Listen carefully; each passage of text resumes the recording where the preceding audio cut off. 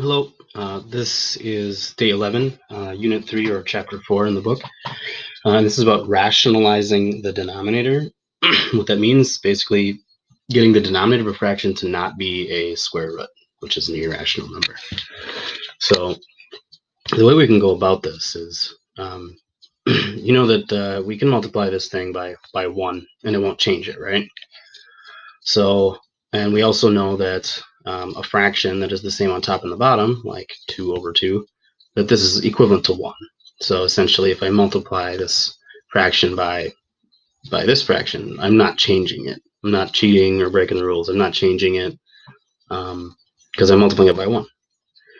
So in the same token, we also know that if I multiply a square root by a square root, like square root of 7 times square root of 7, then we could simplify this and really, if we worked it out, we'd say that, well, multiplication, I could see that really I have square root of 7 squared. There's like 2 of them. And then square and a square root cancel out, or you could think of it as, and this would just be 7, or you could think of it as square root of 49, because you can multiply the numbers in square roots together, and square root of 49 is 7. But really, this is just a long-winded way of saying if you multiply a square root of a number by a square root of the same number, you just get that number.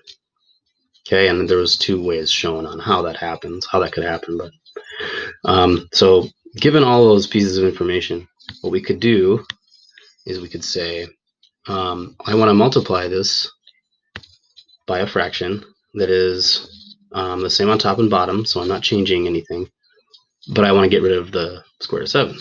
So I would multiply it by another square root of 7. Therefore, on the top also has to be a square root of 7, so that this fraction is equivalent to 1, and I'm not changing my original quantity. But what it allows me to do is, the top, unfortunately, I can't make it look prettier. It's just going to be 5 times square root of 7. But the bottom, as we just showed,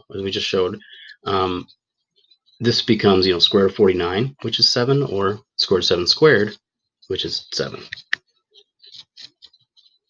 And this is all we need to do.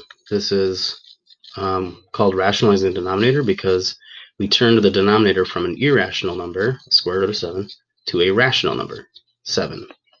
And the reason for doing this hasn't been very clear to a lot of people, but mainly it's a lot nicer to look at a fraction, to compare quantities, how big things are, how small things are.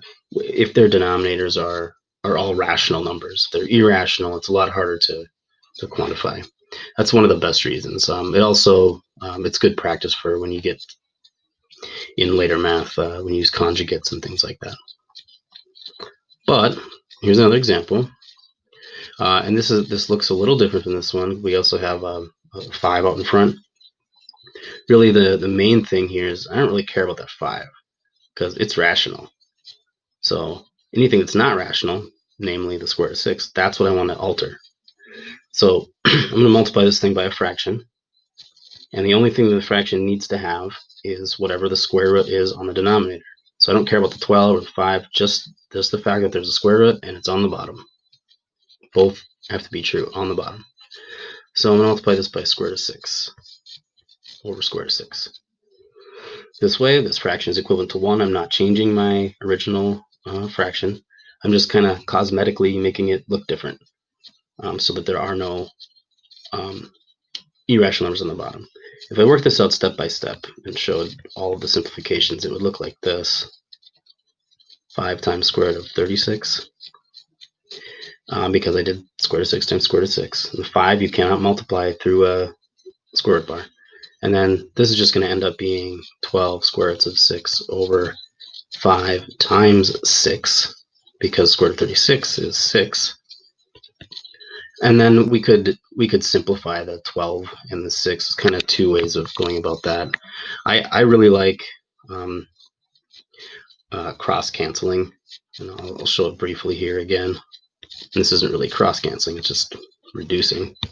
But I know that 12 has a 6 as a factor, and 6 has a 6 of a factor, and they're on both sides of a fraction, so they can cancel each other out.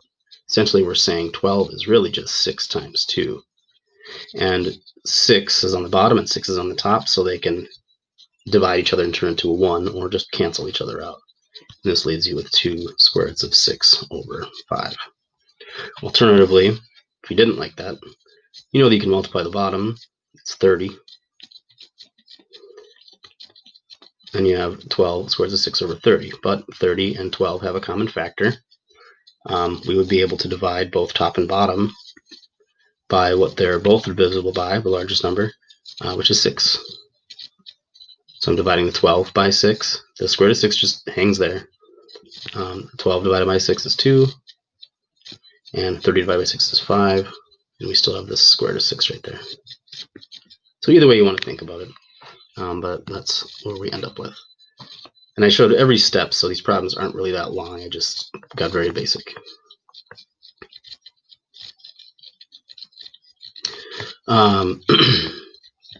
There is a couple things. This looks really weird all of a sudden, but just keep in mind that a plus or minus sign like this is really just showing you that we have two numbers here. We have 10 plus root negative 12 over 2, and we have 10 minus root negative 12 over 2. And it's just a shortened way of writing this, because when we get to quadratic formula soon, we're going to have the plus or minus sign right there. And just keep in mind that it actually means there's two separate numbers we get, this number and this number, whatever they are. Okay, but to simplify this, we have one big red flag, in that this is a negative number underneath the square root bar. So recall that if we had square root of negative 12, we can think of that as square root of negative 1 times square root of 12. And then this is just an I. That's what I is equal to, square root of negative 1. It's an imaginary number. And then we would reduce this 12. So anyway, let's start there. I'm going to take this part off to the side, actually. Yeah, so let's reduce 12. You can think of it as prime factorization, or the largest square root that 12 is divisible by, largest perfect square that 12 is divisible by. So 12 could be broken up into square root of 2 and 6. And then square root of 6 could be broken up into square root of 2 and square root of 3. And notice that we have two square roots of 2's right there. So essentially this is saying square root of 2 times square root of 2 times square root of 3. And then these make a regular 2. So 2 square roots of 3. The other option, as I showed in a different video, is that if you had square root of 12, you want to look for the largest square root that 12 is divisible by, the largest perfect square. So like 4, 9, 16, etc. And divide 12 by it. Break it up into square root of, in this case, 4, and square root of 3, and then square root of 4 is 2. So 2 square roots of 3. Those are two methods. So anyway, we just did a whole bunch of work already that we needed to do for 6. And that's actually the main part of the work. We would get, if I split this up, take the I out, and then reduce the radical to 2 square roots of 3, we would have 10 plus or minus, I'll put the I out front for now, I 2 square roots of 3. Typically the I comes right after the 2, but it doesn't matter. And then 2. And then there is one other thing in this. We did well. This square root of negative 12. We took the I out to make to be able to reduce it. But we notice that we have 10 plus or minus 2I square roots of 3 over 2. Both the 10 and the 2 are divisible by the denominator. So the reason why this is going to work the way it is when you have a situation like this,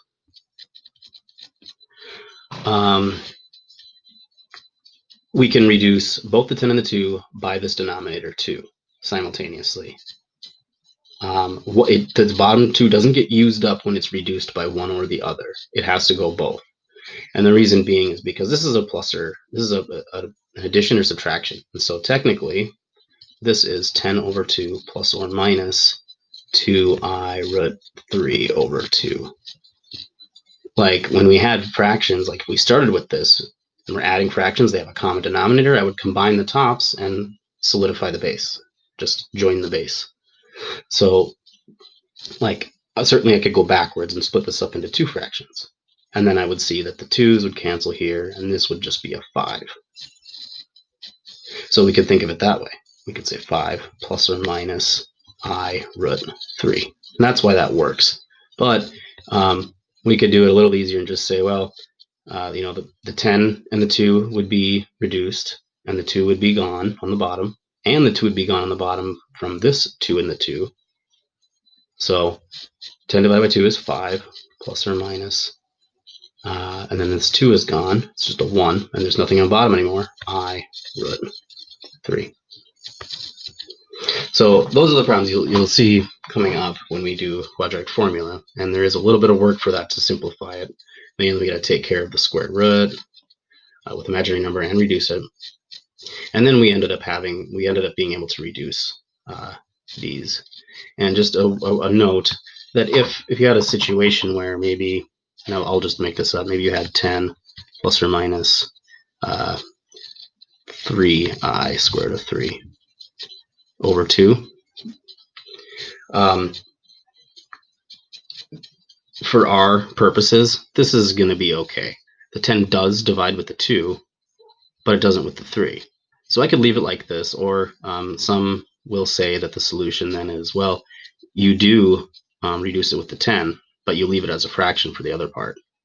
So some people could say that this is really 5, no denominator, plus or minus, and then 3i root 3 over 2.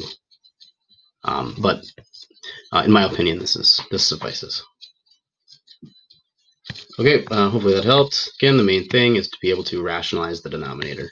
And so we're just multiplying both top and bottom of this fraction by what the denominator is if it's a radical. All right, good luck.